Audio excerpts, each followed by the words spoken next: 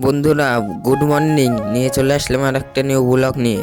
আমি আজকে সকালে যা যা করি সেইটাই তোমাদেরকে দেখাবো। বিরাজটা নিয়ে নিলাম দাঁত মাজার জন্য। তারপর ঘরে চলে গেলাম কলগেট আনতে। কলগেট লাগিয়ে দাঁত মাজা শুরু করে দিলাম। তারপর দাঁত মাজা কমপ্লিট করে ঘরে দেখছিলাম কি খাবার আছে। তারপর মার কাছে যেয়ে জিজ্ঞেস করলাম যে কি আছে। তারপর মা বলল রাত্রে ছোলা ভিজতে দিয়ে রেখেছিলাম, ওটাই আছে, যা খেয়ে নে। ছোলা কটা নিয়ে সাটিয়ে দিলাম।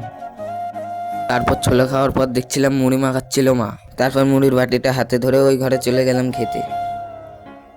তারপর মুড়ি টুড়ি খেয়ে তারপর পায়রাকে খেতে দেবো বলে চলে গেলাম ঘরে।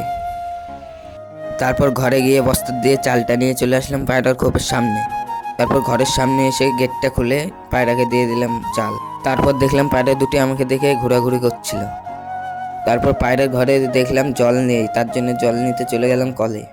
কলের থেকে পরিষ্কার জল নিয়ে আরও পায়রার ঘরে যেয়ে রেখে দিলাম। তারপর পায়রা দুটি কী করছিল দেখছিলাম। আজকের ব্লগটা এই পর্যন্তই। যদি ভালো লাগে সাবস্ক্রাইব করতে ভুলবে না।